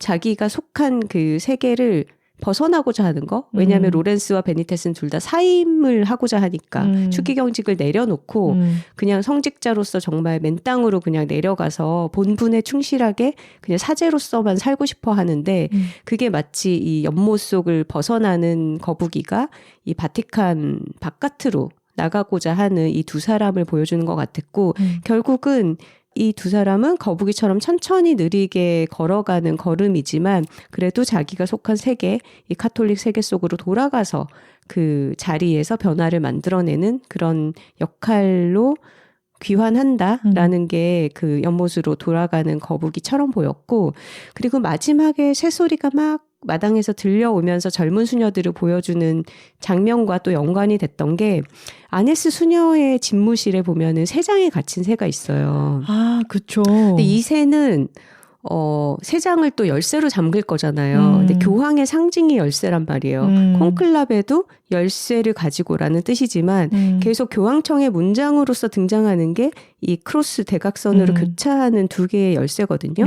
그게 이제 하느님이 베드로에게 줬던 천국의 열쇠, 이게 교황의 상징으로 이어진다고 하는데 이 열쇠로 잠겨있는 세 장 속의 새가 뭐 아니에스를 비롯한 어떤 현재의 수녀들이라고 한다면 마지막 장면에 자유롭게 걷는 그 세 명의 젊은 수녀들과 함께 외부에서 밝게 들려오는 새소리는 그들이 조금 더 이 닫힌 세 장을 열고 나가서 더 넓은 활동 반경을 가지고 날아오르는 그런 미래를 상징하는 거 아닌가라고 생각을 해봤어요. 아우 상쾌해. 그리고 영화를 다 보고 나니까 이 베니테스 추기경의 캐스팅이 정말 절묘하구나라는 생각이 들었어요. 네. 원작에 보면 외모에 대한 묘사가 키가 좀 작고 피부가 굉장히 곱고 여리여리하고 그리고 악수할 때 손나기 힘이 별로 없다. 그리고 나이를 짐작할 수 없고 목소리의 톤이 가늘고 높다. 이런 묘사들이 있어요. 복선을 계속 깔아두었던 거군요. 그렇죠. 그리고 굉장히 중요하게 또 우리의 탐정 조수 왓슨 같은 이 오말리 몬시뇰이 마지막에 뭘 덧붙이냐면 제가 베니테스 추기경이 마지막에 도착해서 이 추기경들마다 지급받는 세면도구 같은 게 있잖아요. 근데 거기에 면도기가 필요 없다고 했다는 거예요. 베니테스가. 자기는 수염이 나지 않아서 면도를 전혀 할 필요가 없다라고 얘기를 하니까 그때 로렌스도 생각이 난 거예요. 베니테스 방에서 얘기를 나눴을 때 면도기가 뜯지 않은 채로 있었던 걸 본 거죠. 책은 좀 더 탐정소설 같지. 그러네요. 성 씨는 그런 묘사를 봤을 때 그런 의심 같은 걸 했나요? 하지 않았죠. 하지 못했죠. 왜냐하면 이 공고한 할배 알탕 조직에 다른 성적 정체성을 가진 사람이 들어갈 수 있을 거라는 가능성을 전혀 생각 안 했으니까요. 자, 이렇게 영화는 끝이 납니다.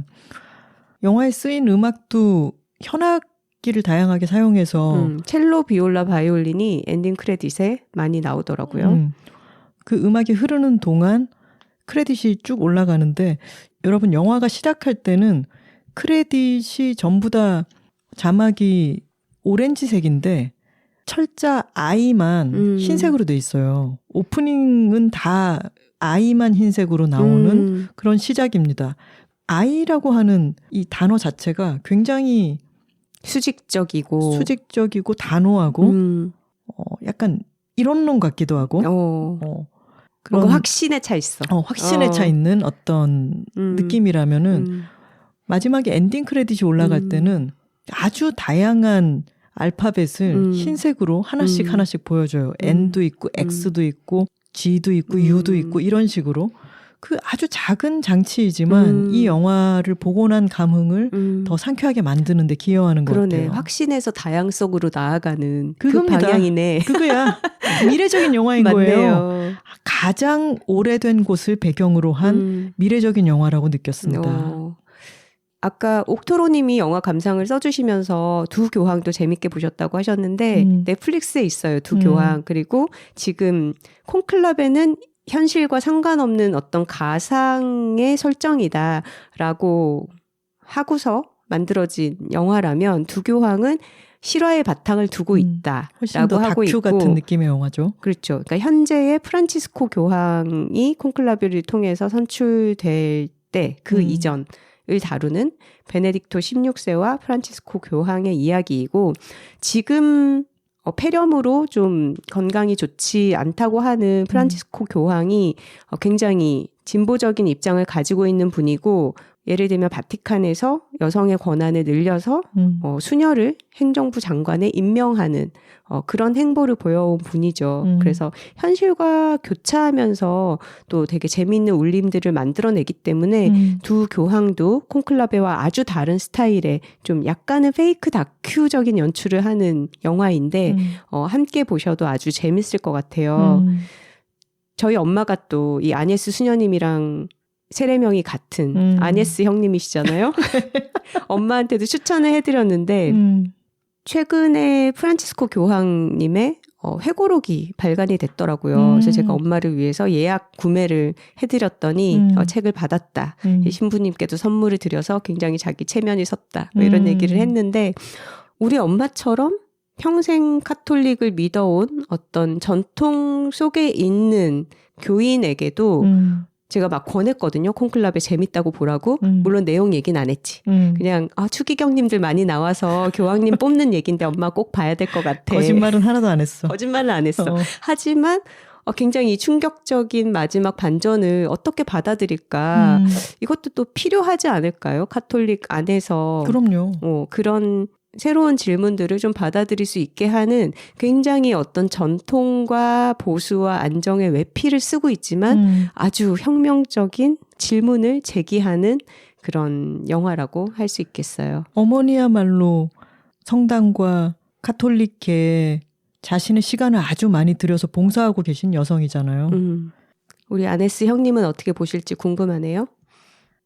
콘클라베, 우리 톡토로 여러분, 극장에서 보실 기회를 놓치지 마십시오. 네, 두 번째 관람이 더 재밌었습니다. 댓글 소개 시간입니다.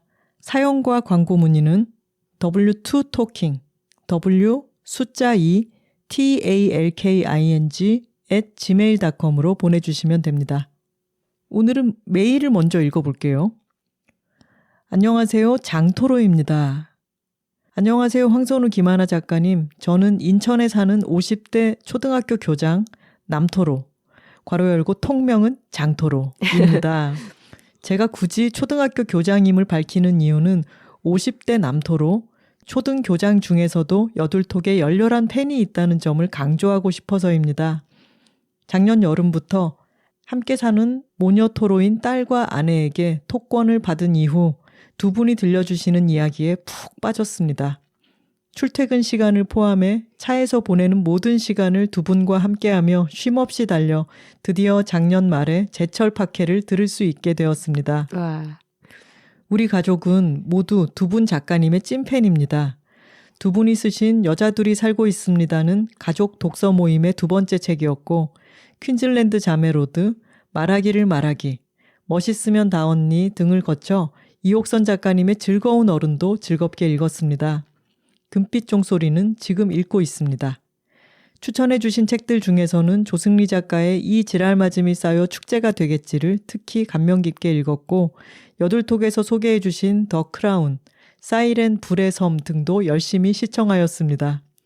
평소 성평등 교육에 관심이 많았고 특히 소수자에 대한 혐오와 차별 없는 교육이 필요하다고 생각하고 있었는데 여둘톡에서 방송을 통해 교조적이거나 강요하지 않는 방식으로 재미있게 방송해 주셔서 감사드립니다. 무엇보다 여자는 풍채, 나데라 정신, 무슨 장군님 등으로 여성이 더 크게 말할 수 있는 새로운 문화를 만들어주시는 데 대해 감사하고 존경스럽습니다. 오래전부터 메일을 보내고 싶었는데 망설이기만 하다가 어제 놀라운 이야기를 들어서 용기를 내어 메일을 보냅니다. 아내와 딸이 홍한별 번역가님의 흰 고래의 힘에 대하여 북토크에 갔다가 선우 작가님 바로 옆에 앉았다며 놀라움과 자랑으로 가득 찬 톡을 보내왔습니다. 작가님께서 느닷없는 사진 촬영 요청도 너무나 흔쾌히 들어주셨다고요. 작가님과 함께 찍은 사진을 보니 부러운 한편 분한 마음도 들었습니다. 모두가 팬이라고 했지만 사실 가족 중 여둘톡을 제일 열심히 듣는 것도 나고 두 분의 말씀을 가장 잘 따르는 것도 난데 하필 내가 저 자리에 없다니. 사진 속에서 활짝 웃고 있는 아내가 저를 약올리는 것처럼 느껴질 정도였습니다. 딸은 그런 상황을 덕개못이라고 부른다고 알려주더군요. 덕후는 개를 못한다라고요. 올해가 마지막이 될 거라고 하신 톡토로 투게더 티켓팅에 성공해서 꼭 두 분을 뵐 수 있기만을 바랍니다. 그러려면 선우 작가님이 알려주시는 티켓팅 비법편을 다시 들으며 기술 연마에 힘써야겠습니다. 부디 두 분 작가님께서는 지금처럼 오래오래 방송해 주시고 좋은 책도 많이 써주세요. 항상 응원합니다. 하셨어요.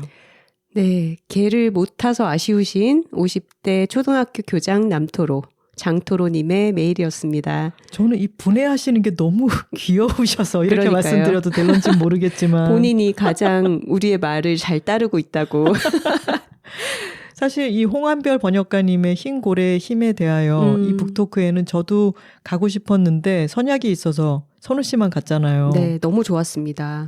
북토크도 좋았는데 정말 바로 옆자리에 이 모녀 토로님들이 앉으셨어요. 그래서 인사도 나누고 같이 사진도 찍었는데 아버지 얘기를 하시더라고요. 장토로님에 대해서. 그래서 아버지도 여둘톡을 들으세요 했더니 가족이 모두 톡토로여서 가족끼리의 대화에도 도움이 많이 된다라고 해주시더라고요. 이 이야기를 들은 것만으로도 너무 흐뭇했는데 장토로님이 메일까지 보내주셔서 이번 139화는 맨 처음 시작하는 것도 톡토로님의 메일이었고 지금 사연 시작도 톡토로님의 메일인데 이 메일에서 이야기하고 있는 바가 오늘의 콩클럽의 주제와 아주 공명하고 있어요.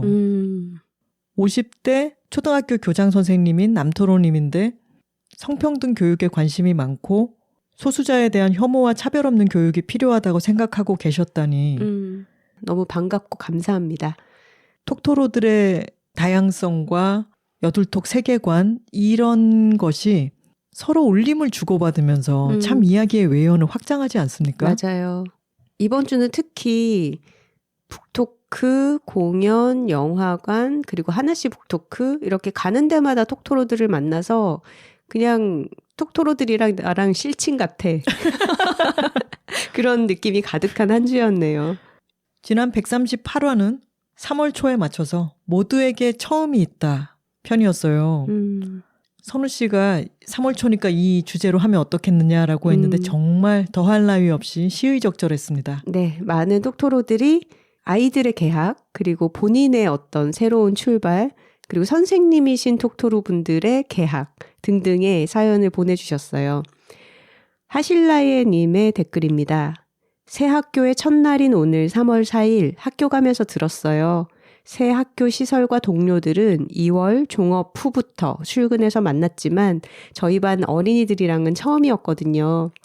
초등학생은 모르겠죠? 반에 어떤 친구들이 있을지 선생님이 더 마음 졸이며 살펴본다는 것을요. 오늘 여둘톡 덕에 잘해야 한다고 곤두서 있느라 잊었던 설렘으로 하루를 시작했습니다. 너무 마음에 와닿는 말이라 오늘 6학년 어린이들에게 이 중에 평생 친구가 앉아있다 라는 말도 했어요. 꺄. 함께 잘 보내는 1년이길 매년 다짐하는데 올해 새학기 시작은 여둘톡 덕에 조금은 더 특별히 기억될 것 같기도 하네요. 하트 하셨습니다. 여기에 댓글로 또 생강토로님이 선생님들끼리의 화이팅을 함께 외쳐주셨네요. 안녕하세요. 저도 쌤토로입니다. 동명이인이 계시죠. 다른 쌤토로님이 계신데 생강토로님은 선생님 토로라는 뜻으로 쓰셨어요. 댓글 너무 공감하며 읽었어요. 3월 새학기 전날 걱정으로 잠 못 이루던 어린이는 커서 2, 3월 내내 울면서 출근하는 선생님이 되었답니다. 올 한 해 농사도 화이팅이에요 선생님 하셨어요. 톡토로 중에 선생님들이 많으세요. 그죠? 네, 진짜 많으신 거를 이번 에피소드에 또 새롭게 알게 됐네요. 그래서 선생님들의 새학기 속마음도 많이 알게 되었습니다. 네, 선생님들도 2, 3월에 울면서 출근하신다는 거 알려주셨네요. 민트초코 톡토로님의 댓글입니다. 방금 온 메시지가 오늘 마음 같아 남겨봅니다. 쌤, 첫 아이 초등학교 입학식에 왔는데 담임이 아가예요. 크크. 그때 쌤도 교탁 꽉 잡고 손 바들바들 떨면서 인사했었는데 크크크. 새 학년 우리보다 편한 애들 만나요. 화이팅! 이 메시지는 그러니까 과거의 제자가 학부모가 되어서 메시지를 선생님께 보낸 거죠. 네. 네, 첫 출근, 첫 수업에 인사했던 2학년 5반 2교시. 그 녀석들을 그 다음에 첫 담임으로 졸업시켰지요. 아무것도 모르는데 첫 담임, 그것도 고3 담임. 우리 쌤 잘 모르니까 우리가 더 잘 알아와서 얘기해줘야 한다며 더 앞서서 입시 공부, 입시 설명해 주던 아이들이 어느새 아빠가 되어 입학식이라네요. 학교를 옮겨 첫 학교, 첫 우리 반 아이들은 어떨지 잠시 떨리지만 이 문자 받고 그때보다 난 더 잘하지 라고 기세 좋게 다짐해봅니다. 새학기 첫날이 너무너무 싫은 내향인 INFP 톡토로 드림. 선생님들도 새학기 첫날 싫어하시는구나. 내향인 선생님들. 괄호에 이렇게 덧붙여 주셨네요. 공사가 덜 끝나 개학이 3일 미뤄졌다는 문자에 1살 조카랑 같이 덩실덩실 춤췄습니다. 저의 시작은 3일 뒤 이상입니다 하셨네요. 아, 이 이야기도 참 학부모 아빠가 된 예전 학생이 자신의 아이 초등학교 입학식에 왔는데 담임 선생님이 아가예요. 그리고 이 민트초코 톡토로님이 처음으로 본인 학교에 부임해 왔을 때도 교탁 꽉 잡고 손 바들바들 떨면서 인사했었는데 아, 정말 이 장면이 보이는 것 같아요. 그러게요. 그리고 우리의 설왕설래, 잠시 생강나무 꽃과 생강에 대해서 헷갈렸던 부분에 대해서 숲속의 톡토로님께서 바로잡아 주셨습니다. 생강나무는 목본, 생강은 초본이고 우리가 먹는 부분은 뿌리줄기입니다. 뿌리줄기라는 말이 낯설 수도 있으실 텐데 땅 속에 있는 줄기입니다. 우리가 맛있게 먹는 연근도 뿌리줄기입니다. 라고 알려주셨어요. 네, 감사합니다. 스포티파이에 고래토로님이 댓글 남겨주셨네요. 3월 4일 방학 끝에 아이를 등교시키고 콧노래 부르면서 여둘톡 틀었는데 주제가 개학처럼 산뜻했어요. 집에 아무도 없이 고요한 순간이 그리웠는데 저도 정말로 한 해를 다시 시작하는 기분이 듭니다. 마음속에 얹어두기만 했던 계획들을 해내기 위해 기지개를 켜볼게요. 하셨습니다. 다양한 주체들이 댓글을 달아주시지 않나요? 이번에는 아이를 등교시키고 난 뒤에 집에 아무도 없이 고요한 순간을 오랜만에 즐기는 고래토로님의 댓글이었습니다. 네. 아, 그리고 숲소울님이 댓글을 달아주셨는데 네. 워싱턴 DC의 내셔널 갤러리 오브 아트 뮤지엄 카페에서 톡토로들을 기다리며 적어봅니다. 워싱턴 DC, 메릴랜드, 버지니아 근방의 톡토로 모임을 만들어보고 싶어서 카카오톡 오픈 채팅방 만들기를 배워서 만든 후 지금까지 대화를 나누다가 모임을 처음으로 하기로 하고 드디어 오늘 만나는 날이에요.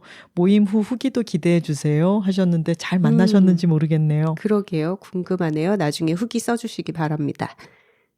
개둘토로님께서 누구에게나 그리고 제 안에서도 모든 것에 처음이 있었다라는 것을 새삼스레 되새기며 많은 처음을 떠올려 보게 되네요. 앞으로 다가올 처음들도 기대하게 되었습니다. 위로와 응원, 설렘이 가득한 이번화 역시 잘 들었습니다 하셨어요. 네. 냐울님의 댓글입니다. 여둘톡을 처음 들었을 때가 생각나네요. 모두에게 처음이 있다 에피소드에서 여둘톡 처음을 떠올려 주셨네요.